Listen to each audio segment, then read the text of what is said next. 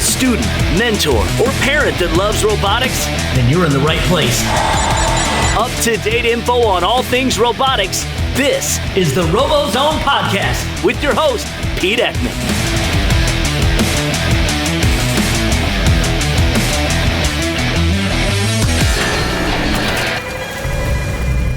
Hello and welcome to the 10th episode of the RoboZone Podcast for Monday, March 27th. In this episode of the RoboZone Podcast, we have new segments including Mentor, Drive Team, and Team of the Week. You can nominate these individuals by getting hold of us on social media at RoboZone TV. Before we get to those new segments, I had the great pleasure of interviewing the president of FRIST in Michigan, Gail Alpert. She was gracious enough to give me some of her time while we were setting up the event for Lansing this past Thursday, and I want to thank her in advance for this great interview.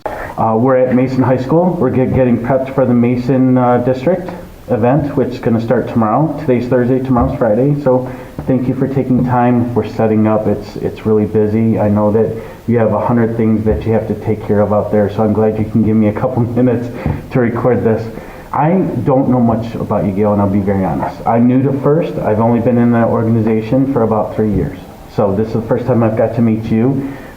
You have nothing but glowing reviews from anyone that's ever told me about you. But I wanted to meet you in person, which I'm glad I got the chance to on behalf of RoboZone, as well as a mentor. I want to know a little bit about your background, like how you got involved in FRIST. A lot of people that are going to listen to this podcast, they're first-time listeners to FRIST. So what we want to do is we want to cultivate a culture that they listen to this and they get ready for next year, as well as listen to some of the things from this year. Can you tell me a little bit about your history with FRIST? Sure. So I started and became acquainted with FRIST in the year 1999-2000, that season. My son was then a junior in high school. He asked me if I would coach his team. I said, I know absolutely nothing about technology or robotics. I am a lawyer who sells real estate. I know nothing about this stuff, but sure, I can keep you safe and I can help you get sponsors. So that's how I got involved. So you helped start a team and you helped guide this team, right? What did you do in the team besides get sponsored? Were you ever a drive coach? Get involved in robot building? Yes, you can't help but get involved in robot building. It's so infectious that you learn right along with the kids. So I would say to teachers when they say, well, I don't have any skills, I said, you don't now, but you will in the future. Because everybody learns when you do FRIST robotics, and that's what's so cool about it. And I remember within the first 2 weeks of FRIST robotics, I was driving downtown with my husband, and I said, wow, look at how that sign is erected. And he said, oh no, you've got the bug, you've got the engineering thing going on in your brain, that's it, it's over. And I'm sad to say he was correct. So yes, it's infectious, and I love it now. I understand how things work. I know so much more than when I started. I certainly could not ever lead a build, but I certainly can brainstorm with the kids. We can troubleshoot, we can figure things out, and that's really what FRIST is all about. My daughter's a senior this year. One of the things that I keep telling my daughter when things get heated or they may not be having a good event, and they're struggling is, you are so lucky to have this opportunity, because when I was a child, and I'm a little bit older, I'm in my 40s, we didn't have FRIST. I was the guy, one of the kids that ran to Radio Shack, bought some stuff, put it together, then ripped it apart, and put it back together and ripped it apart. So this is the next generation of that. And I'm glad that you and the board for FRIST in Michigan is cultivating that to make sure that kids have an opportunity to do this. We are the biggest, from what I read, I was on Blue Alliance the other day, we're the biggest organization in the country, correct? Correct. And we have how many teams right now? We have 450 teams. And how many of those are brand new? 57 are rookies. Right, and we have 6 here this weekend, here in Mason. We have 6 here this weekend, 3 of which are from the Lansing School District, which is so exciting to me. Right. I take pride in every one of these new teams. They're all my babies. Right. I talk to them, I talk to their superintendents, I talk to who's going to be the ultimate coach, I talk to the kids, I talk to everybody. So to see them actually after their first season and see them at a competition and just see that light go off in their head, like, oh my gosh, this is why we spent all these hours building this robot. This is so cool. Were you at Kettering too? You I were was there at briefly, Kettering, right? yes. I interviewed the drive team and then the mentor from that team, but the winning alliance was in the eighth alliance. They were a rookie. They were headed by a rookie team. Awesome. Down from my neck of the woods where I grew up, downriver in Michigan. And to see that was a Cinderella story of anything for Kettering. It's one of the staples of robotics here in Michigan, the university being there. How do you feel about Steamworks? Do you like the game this year compared to prior seasons? Yes, I think it's a very visual game. I only wish, though, since it is such a visual game in terms of the game elements, that you could see the gear scoring. It's very low, it's blocked by the robots. That's the only piece I don't love. I think that seeing the rotors turn is so much fun. I think the boilers are so much fun. I think climbing the rope and turning on the light is so much fun. But the gears, they're low and you can't see them. It's very hard even for, we have a TV show every single Sunday. Mm-hmm. And so we have our guys there from our production company that are trying to shoot this, and it's exceedingly difficult to get good shots of the gears being scored. So that's the only piece I wish was a little higher or more visible or something. Otherwise, I love this game. I think it's just a blast. So we've talked a little bit about your history with FRIST and how you got started. How did you become and why did you want to become the president of FRIST in Michigan? If you know anything about volunteerism, and our entire organization was made up of volunteers, the person with the biggest mouth gets elevated. And so that's just what happens. I brought a unique perspective to the committee because I was running a team. And so, for instance, when the first year that they did auto mode, we were sitting on the committee for the Great Lakes Regional, which at that time was at EMU. Okay. And I said, you have to have a practice field with auto mode because you have to tweak over and over and over and over. It's not anything anyone would have understood. But coming from the team, I knew what needed to be done. And so I would give lots of opinions. I'm very opinionated to begin with, but I had lots of ideas about how to service the teams from the perspective of the team and what would really make their season and what would make them great. So it just naturally you spoke up and they say, hey, we want to get her on the board and we want her to be the spokesperson for us. So originally I was just on the committee because FRIST was running our events. Okay. But our idea was when we looked at off-season events in 2008, 2007, we were growing at a rate that was going to require us to put on an additional regional. Okay. And regionals at that time were costing between $125,000 and $175,000 depending upon where we were doing them. That was a lot of money. Yes. And so the thought of having to put on an additional one, we had to think long and hard about, was that the best use of our money? And so we talked to teams that were doing off-season events, and we said, we looked at what the average cost to run an off-season event where the kids have a total blast, but all the bells and whistles aren't there. And the answer was $3,500. So we said, why are we spending $175,000 of our hard-raised money from our sponsors when we could probably put something on that was fancier and had all the same things that a regular regional would offer, but not be quite as expensive because we could source it locally. We were already giving all the volunteers. Our volunteers were running all those events, but everything was coming from FRIST just in the way that a commissary operates for McDonald's, where everything goes on, from one central location and comes here. And that just didn't seem a good use of our money. Okay. So when we thought about this district model, and obviously we were the creators of the district model, we said, look, we need to fix some things that we think could bring a better return on the investment for all of our teams, and also help sustain them by changing the focus from spending our money on expensive events to spending it on sustaining the teams through grants. And so that's what we did. So we moved into the schools. We kind of, there were a couple of our venues that were grandfathered in. We went from 3 events to 7. We moved into the schools where they had a lot of equipment that we could leverage already.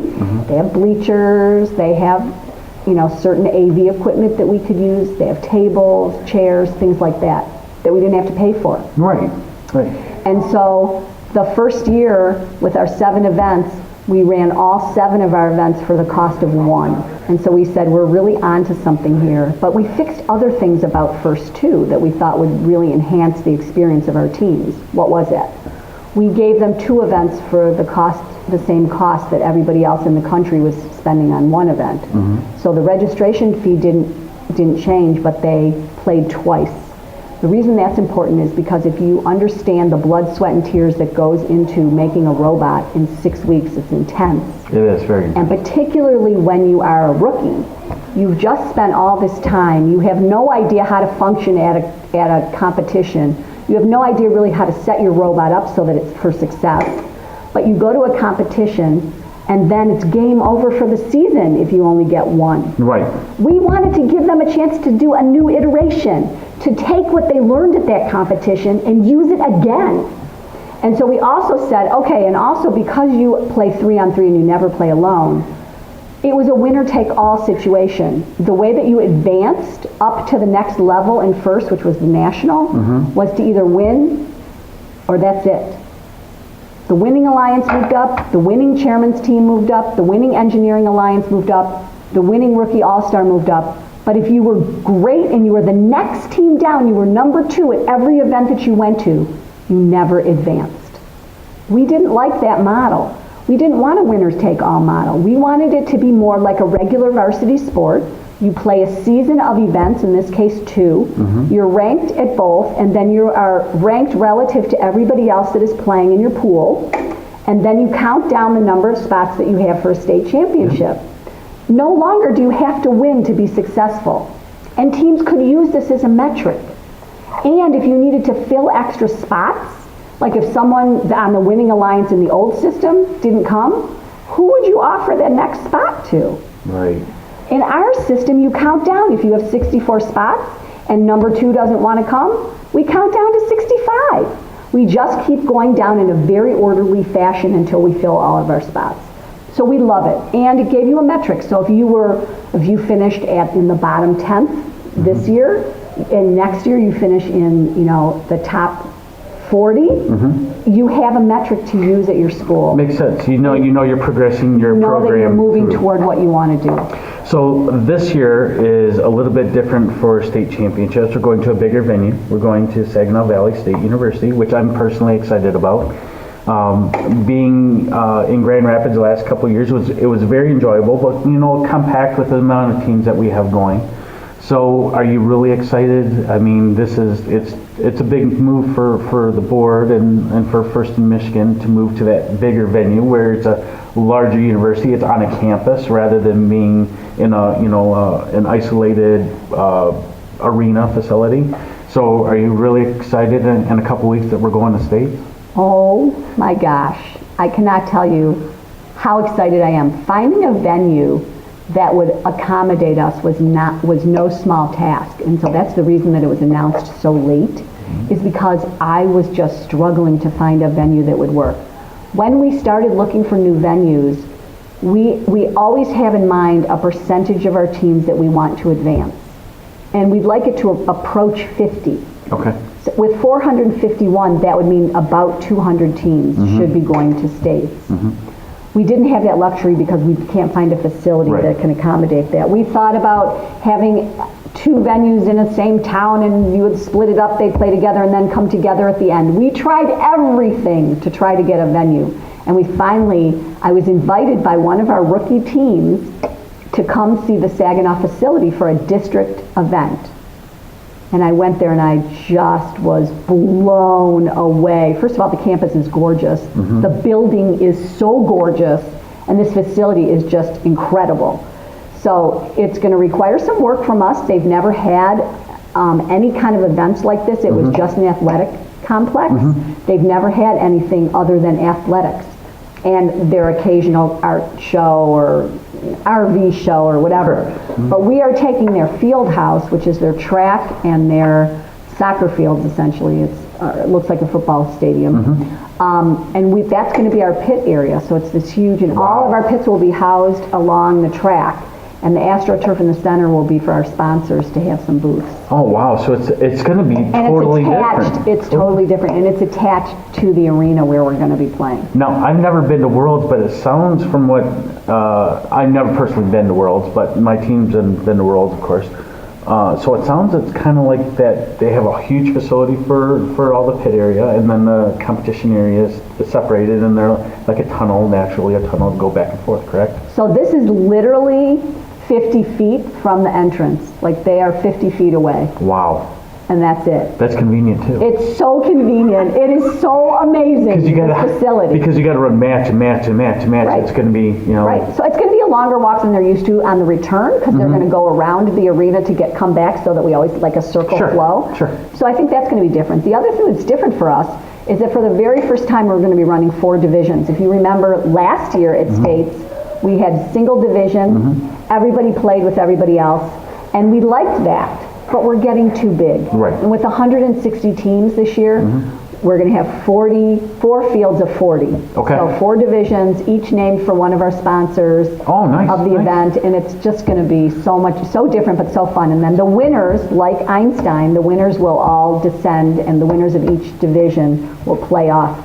for the grand final. champion. Yeah. Grand champion. That's cool. So teams can take, if they theoretically, if a team won their division, they have a division title, and then if they're the state champ, they're the state champ. So it kind of enthuses other teams to keep going, to improve. And roughly half of the field, so roughly in the 80s, I don't remember if it's 82 or 84 or 87, whatever it is, half of our field will advance to Worlds. Wow.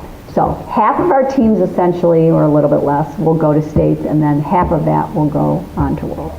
So my magic question, now that I know there's 4 divisions, is how do the teams get divided up into the divisions? So we actually worked on that, and we have an algorithm that we will use. Yeah, and we, Jim Zondag and Dan and I all worked on that together, Dan Kimura. Jim is our statistician. We like to kind of do these things. He's a numbers guy. Yeah, he's a numbers guy, and numbers are really important. Everything we do in Michigan is for numbers. People think, why 12? Why 12 rounds do you play? But anyway, to answer your question, then I'll come back to the why 12. Sure. We have a way that we're going to do it, and we're going to do probably a brief explanation of it on RoboZone. Okay. To tell everyone about it. Can't wait to. And it's totally going to still be random, but a little more organized random. Okay. And then. Why do we have 12 rounds? We have 12 rounds because when you play 3-on-3, it's very hard to figure out who's contributing the most. And so the luck of the strength of your schedule and who you play with would determine your future. Correct. And we kind of wanted to untangle that somewhat. Okay. And so that is why when you play 12 rounds with 40 teams, that's when you start to get a decent sort. I got you. So we can't go to 10 because the sort isn't good. So people say, this season we're running a little bit over on the time. Why don't we just go down to 10 rounds? Because we care about the integrity of the sort. We think it's really important. So. Oh, I'm honestly, when I was going to interview you, I never thought we'd get this in depth.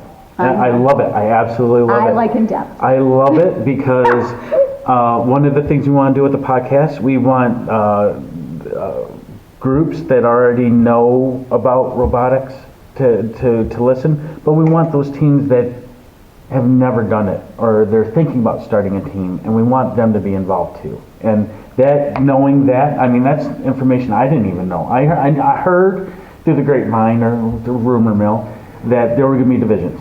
I understood that. When the kids are talking and I listen to them all the time, they say, well, we're going to have 2 divisions. You just said we're going to have 4. Yeah, 4. So I think they don't even know that's coming, and they're going to be, they're going to be so excited. And that's one thing I absolutely love about what you're doing for this organization, for all of our kids, for my kids. I want to personally thank you for that, is that they're excited. They're excited to be here. There's a buzz in the pits already here at Mason, and they're just putting this stuff together. And they're already talking about strategy, and they're already pet scouting. I call it pre-scouting, but pet scouting. They're already trying to figure out who's who and who they want to pair up with and all that stuff. And tomorrow morning, it's, the crack of the gun's going to go off, and we're off and running, right? So I know I don't want to take up too much more of your time. We got to get ready for this event.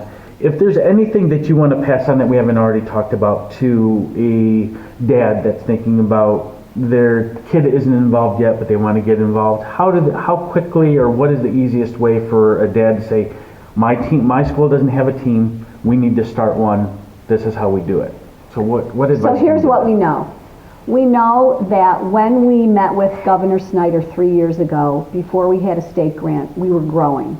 But our pace has picked up substantially because Governor Snyder and the Michigan legislature has made FRIST accessible through their grants to every school in Michigan, whether they are big, small, rural, urban, suburban. It doesn't matter. Everybody now has equal access to FRIST.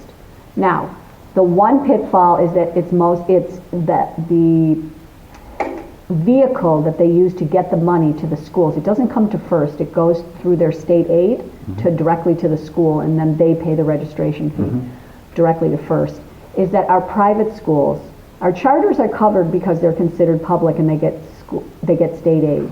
But all of the other schools that are not public, we will guarantee that their first year will be free, because we will find money from other sources, which really means any school, and we mean any, in Michigan can do this with a grant from us. We will put the money together to make their first year free, and I want everyone to know that. I also want people to know that FRIST is a work in progress when you become a team. It's kind of like running a business. It's not going to be perfect your first year. It's not even going to be close. But we've built in for our rookies so much support that you can get through the season, and if you're ever stuck, you just call us. What do? So preseason, once you make the decision to come in, you come to a rookie workshop where we teach you to build a robotic arm. And we do programming in the afternoon. That gets you comfortable when you walk away with about $350 worth of tools, and we teach you how to use them and to start to think about how to put systems together. We use real parts from our real kit, and so you walk away, you bring students and a teacher, and you walk away feeling empowered that you can do this. Because FRIST doesn't come with instruction. Secondly, once the season starts in January, so you put your team together in the fall, and once the season starts in January, where every year the game changes, and so you're on par with everybody else seeing this for the first time. Of course, their experience helps them. But we have something the next day after you pick up your kit and learn what the new game challenge is.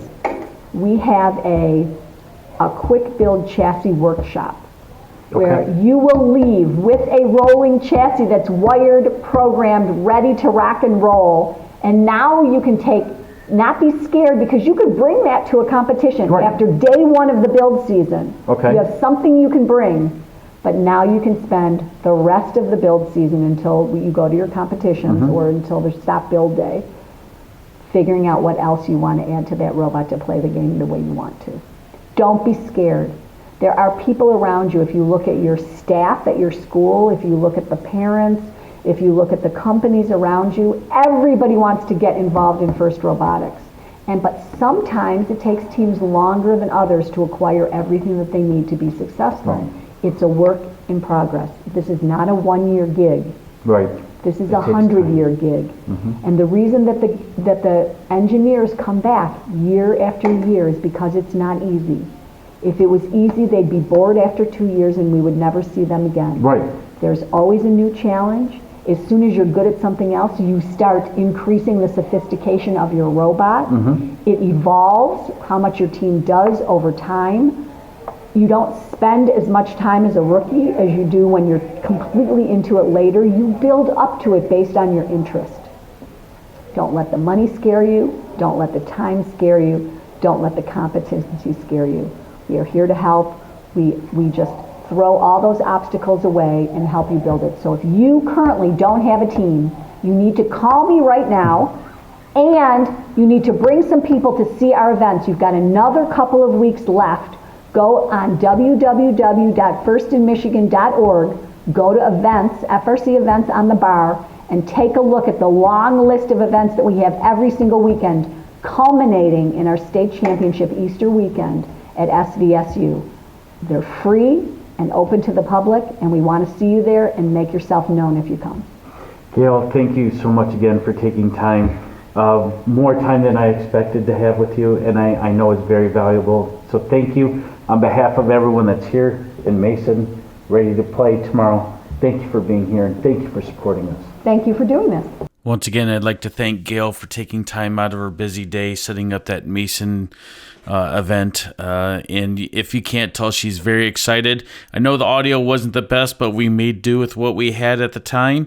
So thanks, Gail, once again for supporting us and supporting FRIST in Michigan. Let's get into this week's RoboZone Mentor of the Week. This mentor has made a great impact on his or her team. If you'd like to nominate a mentor, please tweet us at RoboZone TV. This week's Mentor of the Week is Tony Dedato. He is from Team 1684, the Chimeras. Very special email from Alyssa Garcia, and I'm going to read that to you right now. Today I'm emailing you because the second I saw your tweet, I knew exactly who deserves this. So I have been in FRIST for 4 years and currently a new alum. My mentor, Tony, was immediately the first person to help me with my transition from FLL to FRC. Honestly, Tony is the best person I have ever met and greatest inspiration to this day. So he has been with FRST for 11 years and has done basically everything. He mentored through every first level and has started 12 teams overall. Not just that, but he has also been volunteering at competitions for the whole period as well. Tony has never had a child in FRST, but instead he was introduced into the world because he is a business owner for Cypress Computer Systems and continues to sponsor as many teams as he can. Tony is an exceptional member of our community, as well as he's won Citizen of the Year in our county because of his work with FRST. I have never met someone with so much passion for this sport and these kids. Every year, Tony writes the essays for our Dean's List nominees. On our team, 1684, the Chimeras, we have had 2 finalists and even 1 championship winner. I was one of those who won, and I would not have been able to do it without him. I would not have been able to make it through my interviews without Tony.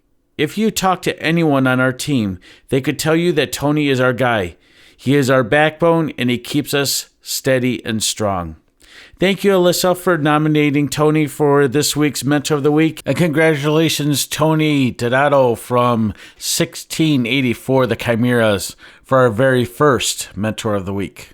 Time now for the RoboZone Team of the Week. This team was nominated by you, the listening audience. If you'd like to nominate a team, please tweet us at RoboZone TV. This week's Team of the Week, I received a very special email, and I'll read it out loud. I would like to nominate Team 6090, the Wyland Wildcats, for their unbelievable commitment and determination. Keith Colts has coached this team with incredible guidance. He's led them in patience and dedication above and beyond any sports teams I've seen. There is something for everyone on the team to do, making each student driven and important. This weekend, they competed in Mason Lansing for the very first time as non-rookies. They were chosen for the finals competition by the number 1 place team Code Red to form an alliance.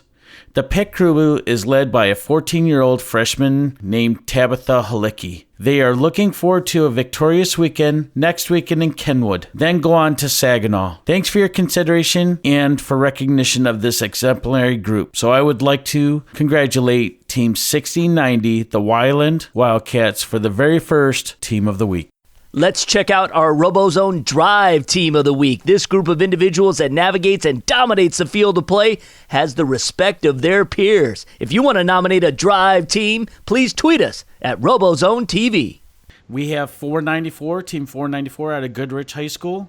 This is the Martians, and we are going to start off with introductions. So, Jay, please tell us a little bit about yourself. My name is Jay Tembrink, and I'm the drive coach, and I've been with Team 494 since the beginning. I'm Justin Newberry. I'm the head driver and also the head programmer for our team. Hi, my name is Justin Stockwell. I am the co-driver on Team 494, and I've been on the team for 2 years now. I'm Julia Newberry. I'm a pilot, and I've been on the team for 2 years.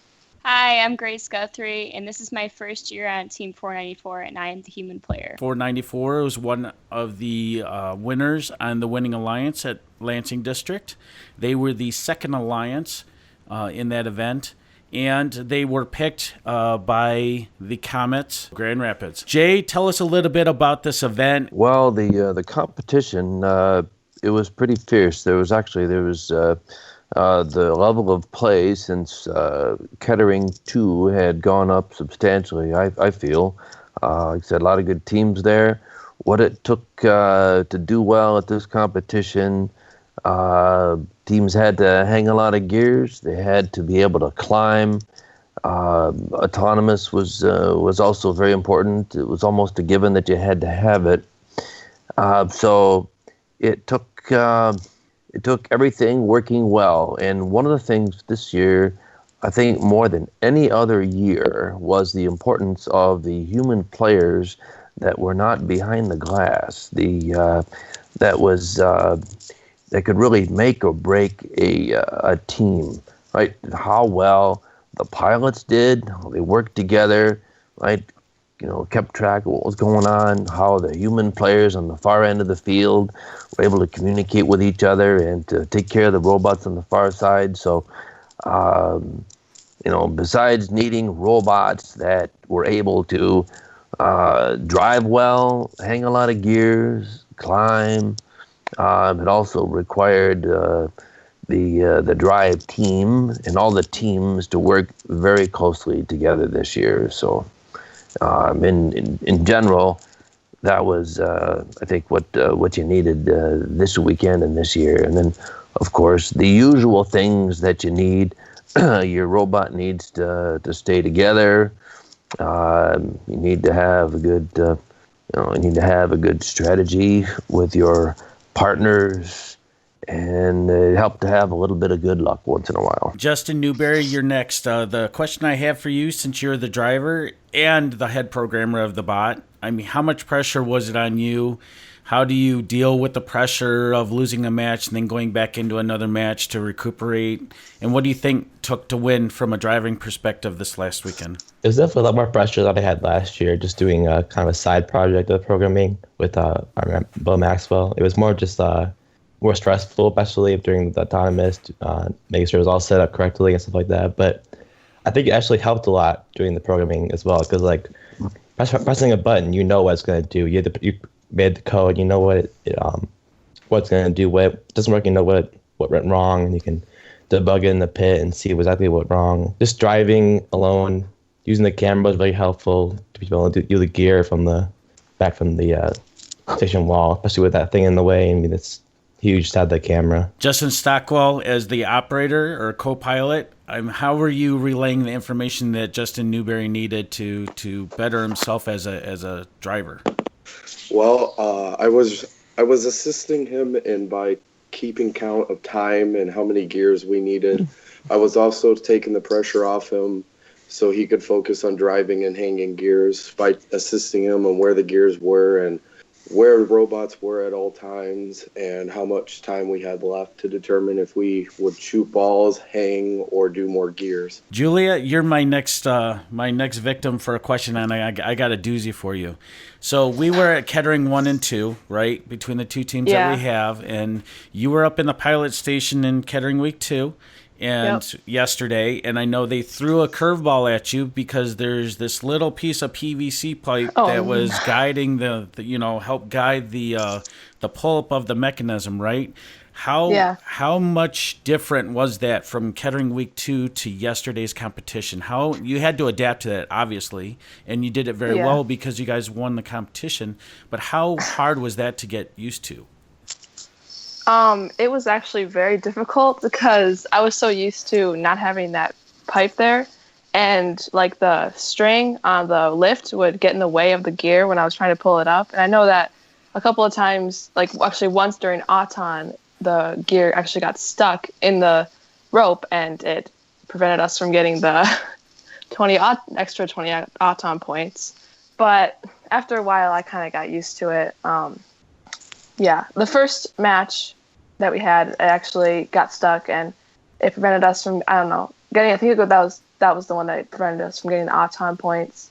And I felt bad, but like I also had no idea that was going to happen. And I had no idea like how to use it and stuff. So. And finally, Grace, we can't forget you. I mean, this is the first year where we've had, a drive team of 5, and we have now a human player that's guiding us, giving us the gears we need to hang, and you get the 4 rotors spinning. And obviously you did a good job of that because there were multiple matches that 494 had 4 rotors spinning. So that's only evidence that you were doing your job. So how did you help the team, or how did you help communicate with the other teams in the alliance to get the gears they needed in their bot? Because of the field and how everything was placed, it was rather difficult to communicate across the field with teams because of the airship being in the way of the drive stations. But with that being said, we had there was a human player for each alliance that was down by the chutes where we would place the gears. And we would come up with hand signals to indicate for the teams if they did not have a camera to be able to see if they were capable of collecting the gears. We would come up with hand gestures for them to see that they've collected the gear. And beforehand, before all the matches, we would discuss with the teams about strategy for collecting the gears. And we had different ideas of obtaining the gears by acting as a dump truck instead of putting it inside the robot by the chute. The importance of the gears, because that was a main part of our game. It was a main, and we were obtaining about 13 gears for each match. It was really important for all the robots to obtain these gears, and there was different ways that each robot could collect them, either from the ground or from a direct line chute throw out from the human players. And another way that we came up strategically is for some robots who are incapable of collecting the gears and they had a hard time or their mechanism was broken, is that we placed a gear out in front of their robot, pushed it out as far as we could, and for their robot from their alliance would push the gear down the field with their bumper. And that was just another way that teams could still compete with us. And it was just a lot. I thought that was really cool. And the teams felt like they were contributing and we were all working together and we proceeded to do well. Just so you guys know, I did ask people yesterday throughout the day. I wanted to know, this is a new segment for the RoboZone podcast of Drive Team of the Week. And one glaring thing kind of showed with everyone that answered is, when you guys were picked for the first pick of the second alliance, you guys were ranked 18th at that point. I mean, you had ups and downs through the weekends and alliances that sometimes didn't work out in your favor for a win. But being picked second for the second alliance for their first pick was a glaring note that everyone respected who you were, what you did, the quality that you provided to that team, the fact that you helped bring a banner home with the Comets and the Monsters was just another glaring thing that people told me. And you guys proved it on the field that you guys know what you're doing, and you brought home a blue banner, so congratulations on that. So, Jay, when you sign off, tell me what you think the biggest change between now and the end of the state championships is going to be, in your opinion. Well, I think that we'll continue to see the capabilities of the robots and the teams improve. We will see a higher percentage of robots that will be able to climb. We'll see an incremental improvement in the number of gears that are hanging. We will start to see more defense being played as teams realize when they need to do that strategically. And I expect that there will be more impact from scoring fuel as things progress. So teams that can do everything and do it well, they'll continue to get stronger. So I want to thank you guys again. Thanks for attending the podcast.